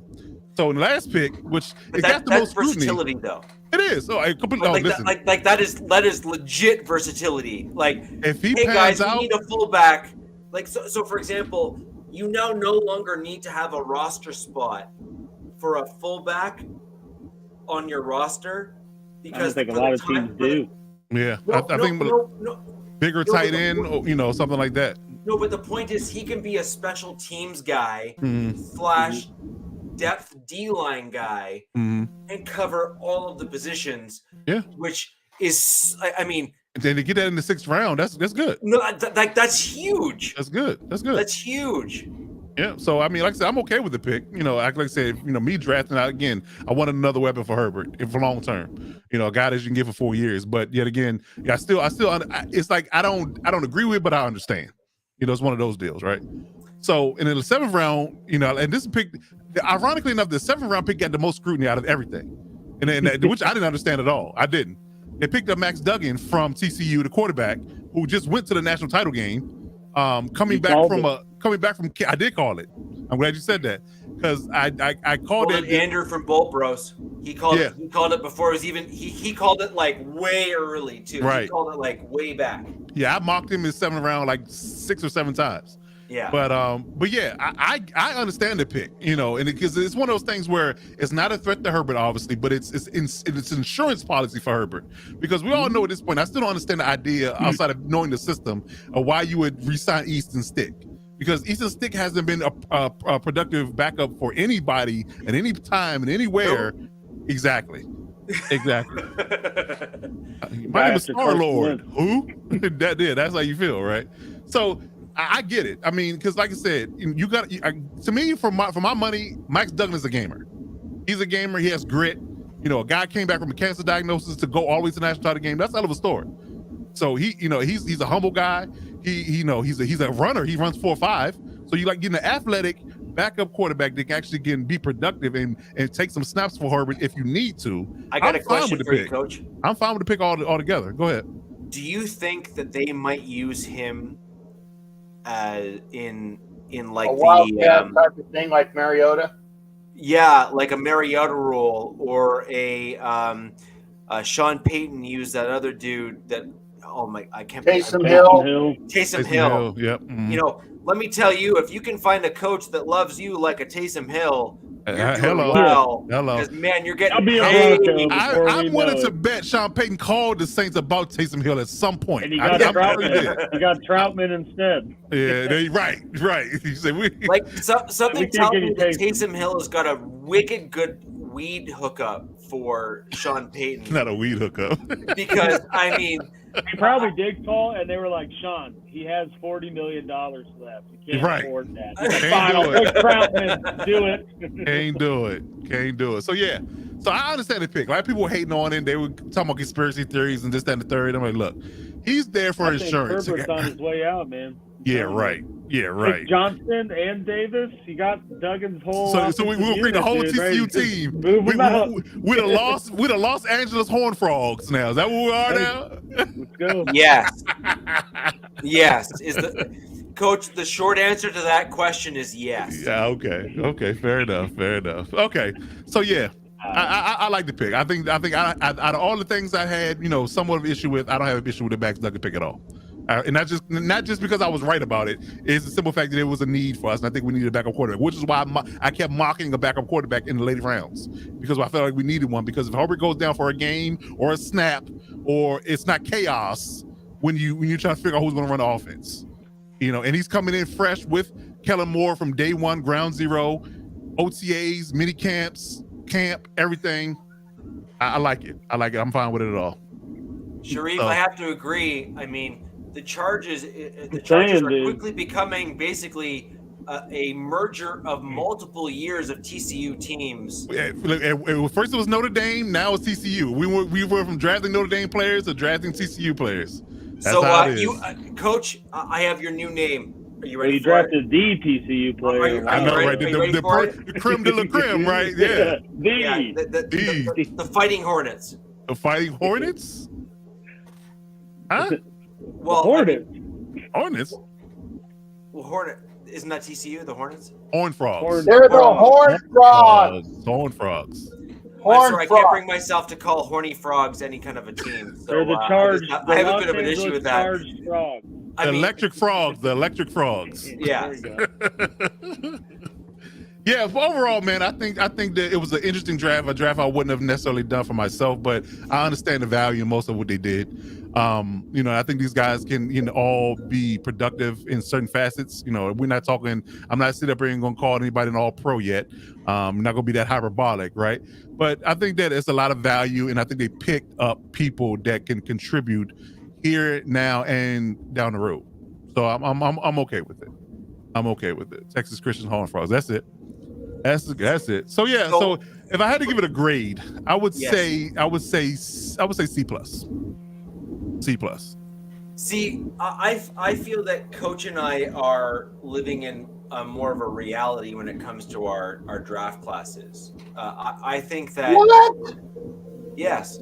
I said solid B+, man. I wasn't smoking anything on that. Yeah, but my issue right now with where the AFC West is that we came into last season as a collective group where we expected dare I say, 2 or 3 of us to make it to the playoffs. And we ended up with. We even argued whether or not the whole division can make it. Remember that? Well, I mean, there was a point where like the whole division could have done something, right? Right. And my point is looking back at our teams and how we performed last season. There was one team that did the thing, and then every other team basically crapped the bed. Oh, we made the playoffs, but we crapped the bed in the playoffs. We at least made the playoffs. Sure. So playoffs. Yeah, but let's talk about that, Coach. Playoffs. But in my opinion, you guys made the playoffs because you have a legit quarterback. I mean, Herbert, I don't care who you are in the division, he is legit. I remember you said that. Like, he is legit. But the problem is that your strength and conditioning coach, thankfully, you took him behind the barn and shot him. Yeah, he's gone. We got rid of him. Yeah, he's gone. But at the end of the day, you guys have had such an injury history that, Yeah, I tell you, Hooker in Detroit though is just as good. So yeah, 8 Mile hookers. Yeah, it's a different kind of hooker, but right. Look, you have 8 Mile hookers, and let's not forget that it's like, basically, a hooker in the back of a car is very fitting. With. There you go. Like, a hooker in the back of a car is very fitting. It's called Motor City for a reason. Motorboat City. Motorboat City. Yeah. Motorboat City. There we go. Yes. Yeah. Hey, if you got those, you're gonna be talking like the sisters. I can burn and doing the neutron dance. Hey man, you can't get better than this. Look at that. That's a federal tax there on a kid. Look at private kid. You can't get no better than this. I agree. Cigarette. Yes, okay. I know. Now the question I have for Raiders 07 is Hooker going to have a jersey on the front of a Ford or a Chrysler or a Dodge? That's a good question. I guess depending on what side of town you're on. Depending on what side of town you're on. I think that's Ford Field, though, isn't it? Yeah, it is Ford Field. You're right. It is Ford Field. So if you go to a game, it's got to be a Ford. That's right. Now, the funny part is that Hooker will always be in the back. True. Right? Because it's always the back seat that's always going to get the action. So I think that's going to be very appropriate. So you have a very well-versed Detroit Lions fan will put a Ford logo on the front and then a Hooker on the back. Nothing wrong with that. Because the Hooker's always in the back seat. But anyways. I have no problem with the Hooker in the back. No, I think nobody does. I don't think anybody does. I think we're all in lockstep with that one, buddy. But overall, man, I think this promising and positive energy for everybody's team. I think that we've all got better in regards to the draft. I think we have some things that we need to clean up. Obviously, be interesting to see if this last round of free agents, what happens with that. Clearly, the Chiefs picked up a guy. The Ravens picked up Rocky Scene today. So some guys still out there that can be had to fill a 1-year deal type of role for certain teams. So we'll see. Maybe the Broncos will pick up an interior lineman that will be a kind of a diamond in the rough for them and help out that O line, and then we're off and running. Because I think, to be honest with you, I think the Broncos are just that far away. Like if they shore up their O line, got all the weapons on the outside. You got Dolchich, Arbado and company at tight end. The defense is coming up. I think if Nick Bonito rounds out, you have a dual edge threat. Drew Sanders in the middle. The Riley Moss and company in the secondary. Yeah. Of course, with those safeties that I love, Justin Simmons. Although that's not Rich's favorite person, I love him. But yeah, look at him, grit. Look at him. There you go. Snarling that name, right? But yeah. I think overall, that if you shore up that particular aspect of it, you'll be fine. I wonder what the Raiders are going to do. I think they still got some questions on the O-line. At least one position. I want to say something about Simmons, though. What's that? Is Simmons' issue is closing speed. Okay. Now, we have an interesting thing, and that is we've changed our defensive coordinator. Yeah.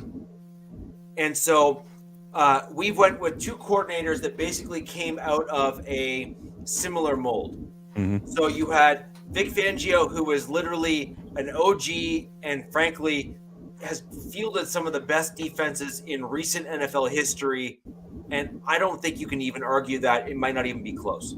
Okay. And so you have Fangio with his defenses that have been absolutely spectacular. Because, I mean, the Broncos defense, I don't know if you remember this from like a couple of years ago when Fangio was our head coach. That defense that he fielded, we had almost our entire defensive starting core that was injured. And we were still top 5. Okay. Like that is ridiculous to be in that position. That's insane. Mm-hmm. Now, when you look at the defensive coordinator for the Denver Broncos now, that's Vance Joseph. He comes from a different. He doesn't come from the same pedigree as an Evero or a Vic Fangio. He has a slightly different defensive mentality. So what's going to be very interesting is to see if Vance Joseph intends to continue the Vic Fangio style of defense, or if he intends to kind of modify that defense slightly to be something different. And the reason why I say that is my issue with Justin Simmons is he's not an equal opportunist. He is not a guy that is speed and size as an equal blend. He is kind of a guy that is wicked smart, and you cannot take that away from him. He is very sharp, but he does not have the athleticism to close on very athletic guys. And he also takes an issue or has an issue with regards to that type of stuff. So I think what our problem is going to be is if we don't change, then Simmons will be exposed in certain plays, in certain scenarios. That's my issue with Simmons. And I do believe our new safety might be an interesting complement to that, but I think he's being moved to linebacker anyway, so I don't think it matters. Okay. All right, quick 30-second round of room before we wrap up. One need that you feel like your team still has after the draft. Cap, who you got? I was going to say, minus the fact that we got some behemoths in undrafted free agents, which I put up on the screen. A true guard, because those guys are big tackle guys. We need a guard. That's the one still need. We need a guard. Okay. Alex, what you got? Yeah, so biggest need still with the Chiefs is interior D-line. They took that Coburn 6th round, but outside of that, currently don't have any interior D linemen that are under contract after this season. And, so I think that's something that's definitely going to be addressed further, whether it be in this free agency or, I think the lack of filling up interior means that they are pretty confident they're going to extend Chris Jones. So that's at least a good sign, but I expect them to sign at least one more veteran guy that has an interior presence. Awesome. Richard, what you got? One, I don't think the Raiders need a new head coach. I just think you need to be somewhat patient because I think he's got a plan. You need to figure that out. Two, for the Denver Broncos, we need an offensive center. And if I'm going to give a B to the A, which is offensive center number 1 or A, and number 2, we need interior defensive line help. We need to bolster that. I'd love to see Shelby Harris back to fill my B role, which is the interior of the defensive line. Over to you, Coach. Awesome. I think we need a safety. I think we need one more safety to fill out to help out Derwin James on the back end of our defense. And I'm targeting Josh Johnson as being that one guy. I agree. I agree 100%. Yeah, I think him, Alola Gilman, and Josh Johnson will be a great complement in the safety room that will give us a lot of versatility to run the defense that Staley wants to run. Assuming J.C. Jackson comes back healthy. I answered, Jack. I answered. We did. All right, so I don't gentlemen, think the rest of us answered. Yes, indeed. Yeah. Gentlemen, great show. I think we're all pretty happy with our draft, and we're not completely pissed off at our front office at this moment, so we can, sing happy joy thoughts forever. But until next week, where the West Side is the best side, I am Coach Defense, Rich Richey, Captain Jack Rackham, and the real Alex Givens. We will be back next week with more content. Until next week, we'll see you when we see ya.